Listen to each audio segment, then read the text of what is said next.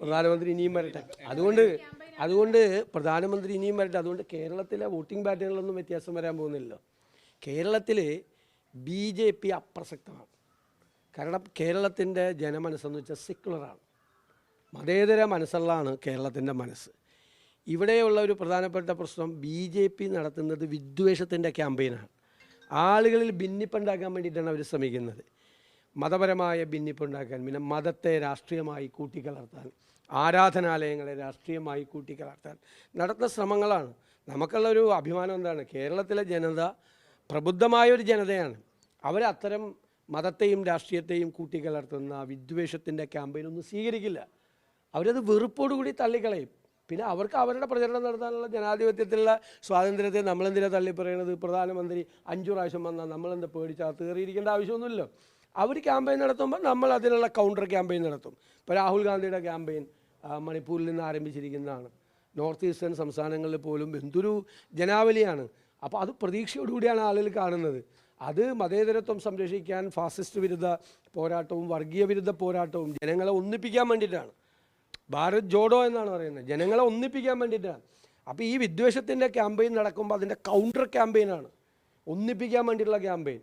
അത് ദേശീയ തലത്തിലും കേരളത്തിലും ഞങ്ങളത് നടത്തുക തന്നെ ചെയ്യും.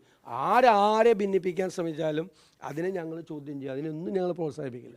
പ്രധാനമന്ത്രി തൃശ്ശൂരിൽ വന്ന് മത്സരിച്ചാലും ജയിക്കില്ല എന്ന് ഇന്നലെ PM പ്രതാപൻ പറഞ്ഞിട്ടുണ്ട്. ഇതൊക്കെ തെരഞ്ഞെടുപ്പ് പോരാട്ടത്തിൻ്റെ ഇടയിൽ അങ്ങോട്ടും ഇങ്ങോട്ടുമൊക്കെ ലോക്കലായിട്ട് സംസാരിക്കുന്നതിൻ്റെ ഭാഗമായിട്ട് പറയണം. ഞാൻ അതിനെക്കുറിച്ച് കമൻറ്റ് പറയണത്.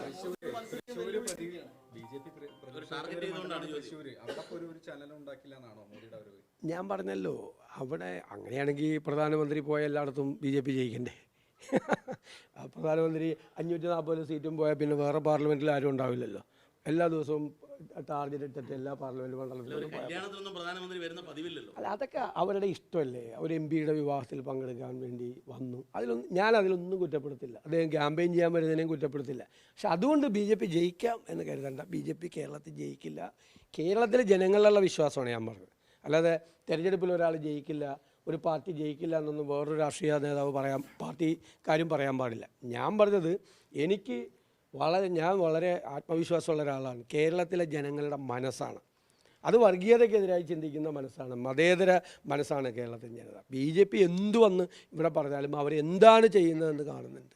ഇപ്പോൾ ഇവിടെ വന്ന് ക്രൈസ്തവരുടെ ഭവനങ്ങളിൽ പോയി കേക്ക് എടുക്കുക, അവിടെ ക്രിസ്ത്യൻ പള്ളികൾ കത്തിക്കുക, ക്രിസ്മസ് ആരാധനാക്രമങ്ങൾ തടസ്സപ്പെടുത്തുക, പാസ്റ്ററിൻ്റെയും പ്രീസ്റ്റിനെയൊക്കെ പിടിച്ച് അകത്തിടുക, മതപരിവർത്തന വിരുദ്ധ നിയമം കൊണ്ടുവന്നിട്ട് ആളുകളെ ജാമ്യമില്ലാത്ത കേസെടുത്ത് ചെയ്യുക, മതസ്ഥാപനങ്ങൾ കത്തിച്ചു കൊടുക്കുക, അവിടെ നോക്കി നിൽക്കുക പോയി കേന്ദ്രഭരണം. അപ്പോൾ ഇതൊക്കെ ചിന്തിക്കുന്ന ആളുകൾ ഇല്ലേ കേരളത്തിൽ?